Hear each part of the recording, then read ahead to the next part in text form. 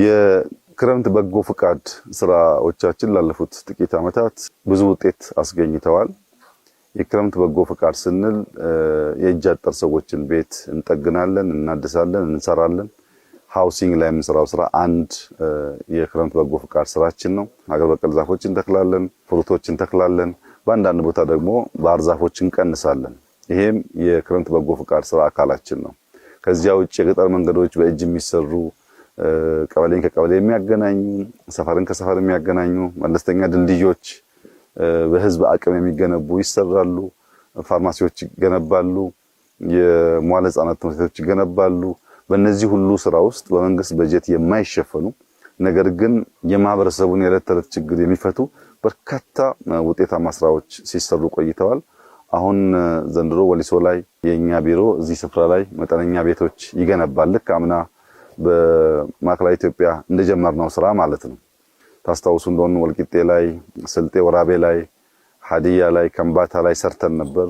ያ ስራ ደግሞ ዞኑ፣ ክልሉ፣ ወረዳው ህዝቡ እያስፋፋው ቁጥሩ እያደገ የሚጨበጥ ውጤት እያመጣ ነው። ዘንድሮ ደግሞ እዚህ ወሊሶ ላይ አስጀምረናል።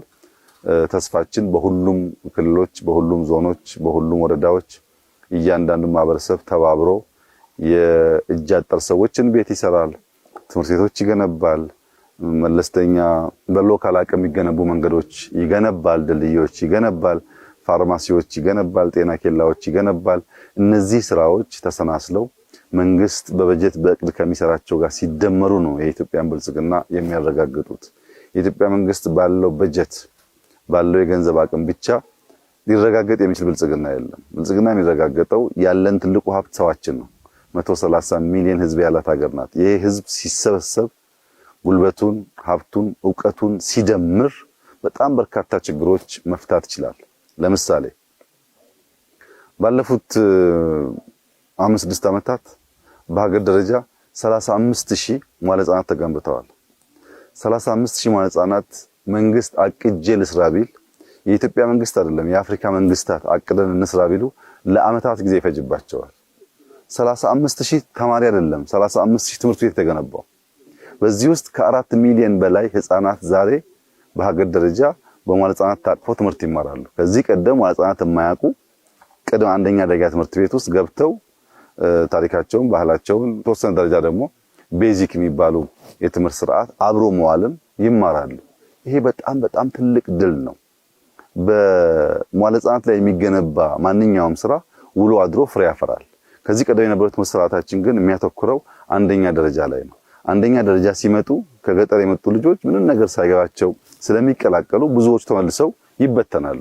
መዋለ ህጻናት ላይ በየመንደራቸው ቋንቋ፣ አብሮ መዋልን፣ አብሮ መስራት፣ መጣላት፣ መታረቅን እየተማሩ ያደጉ ልጆች፣ ማህበራዊ ትስስር የፈጠሩ ልጆች አንደኛ ደረጃ ሲገቡ ድሮፕ አውት ወይም አቋርጦ የመውጣት ሬቱ በጣም ይቀንሳል። ልጅ የሚሰራው እስከ 10 ዓመት ነው።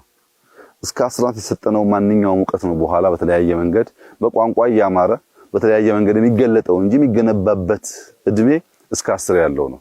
ከዚህ ውስጥ እስከ 7 ያለው ወይም አብዛኛው ፐርሰንት በመዋለ ህጻናት ውስጥ የሚሸፈን ይሆናል። ያንን ጊዜ ሚስ ማድረግ የለብንም ብለን ነው የምንሰራውና የክረምት በጎ ፍቃድ ስራዎቻችን አጠቃላይ በሀገር ደረጃ የምንሰራው 20-30 ሚሊዮን ህዝብ የሚሳተፍበት፣ ብዙ ብር የሚዋጣበት፣ ብዙ ችግሮች የሚፈቱበት፣ ተማሪዎች ከዩኒቨርሲቲ መጥተው ቀያቸው ሲውሉ የሚጨበጥ ውለታ ውለው የሚሄዱበት፣ ዛፍ ተክለው አጥራጥረው የድሃ ቤት ሰርተው መንገዶች ቀይሰው ከወጣቶች ጋር ተባብረው አቅመ ደካሞችን ደግፈው ስለሚመለሱ ወደ ዩኒቨርሲቲ ተመልሰው ቲዮሪ ሲማሩ መሰረት አላቸው፣ ባህል አላቸው፣ የትብብር መሰረት አላቸው፣ የትግግዝ መሰረት አላቸው።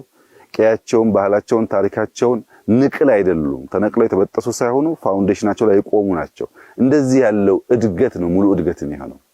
የተነቀለ እድገት ከማህበረሰቡ የወጣ እድገት ዋጋ የለውም። ቀየውን ያወቀ የሽማግሌዎችን ተረት ያወቀ የሽማግሌዎችን ምርቃት ያከበረ ሽማግሌዎች የደገፈ እዚህ የጎደለውን ደግሞ ዩኒቨርሲቲ ሄዶ የተማረ ሰው ሙሉ ሰው ነው። ያኔ ለሀገር የሚጠቅም ለሀገር የሚበጅ ዝም ብሎ የሚያወራ ብቻ ሳይሆን በተጨባጭ የሚሰራ ይሆናል። የማይሰራ እጅ በሚናገር አፍ ፍሬ ያፈራል። የሚሰራ እጅ በሚናገር አፍ በሚያስብ ጭንቅላት የተደገፈ እንደሆነ ግን ብልጽግና ያረጋግጣል።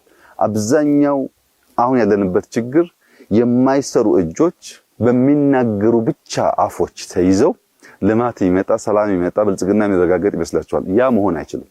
የሚሰራ እጅ፣ የሚናገር አፍ፣ የሚያስብ አእምሮ ሲሰናሰሉ ነው ልማት ለውጥ ይመጣውና የክረምት በጎ ፍቃድ ስራዎቻችን ከበጀት በላይ ናቸው፣ ከልማት በላይ ናቸው። የሚያስተሳስሩ፣ የሚያስተባብሩ፣ የሚያዋህዱ፣ የሚያስተዋውቁ በመልካምነት በሰፈራችን በመንደራችን ቁም ነገር ሰርተን እንድናልፍ የሚያስችሉ ስለሆነ ወጣቶች፣ ጉልበት ያላቸው ልጆች እንደ ታላቅ የክብር ስራ መውሰድ አለባቸው። መትከልንም፣ ቤት መጠገንም፣ አጥር መጠገንም፣ እርሻ ማገዝንም። አዛውንቶች ደግሞ በዛ ውስጥ ባህልን፣ ቋንቋን ማስተማር፣ ተረትን ማስተማር፣ ጸሎትን ማስተማር፣ መሬት መርገጥን፣ አፈር መንካትን ወደ ሰማይ ሲያንጋጥጡ ለምስጋና እንዲሆን ደግሞ ማስተማር ያስፈልጋል። ያ በሚሆንበት ሰዓት ሙሉ ቅርጽ ያላት የምትናበብ ቁም ነገር የምትሰራ ለራሷ የምትበቃ ለሰፈሯ የምትተርፍ በሀገር ስመጥር የሆነች ኢትዮጵያን መገንባት ያስችላል። እንስራ፣ እንበርታ። ከስራ ከብርታት ውጪ የሚገነባ ሀገር የለም።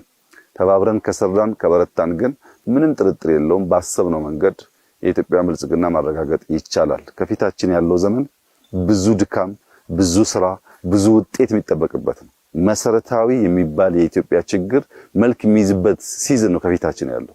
በዚህ ጊዜ ውስጥ በጋራ በትብብር ቆመን ስራ እንድንሰራ አደራ ማለት ፈልጋለሁ። ክረምቱን እንጠቀምበት፣ ዝናቡን እንጠቀምበት፣ ጊዜውን እንጠቀምበት። ለኢትዮጵያ ብልጽግና አንዳንድ ጡብ የምናኖር መልካም ዜጎች ያደርገን ማለት ፈልጋለሁ። እጅግ አድርጌ አመሰግናለሁ።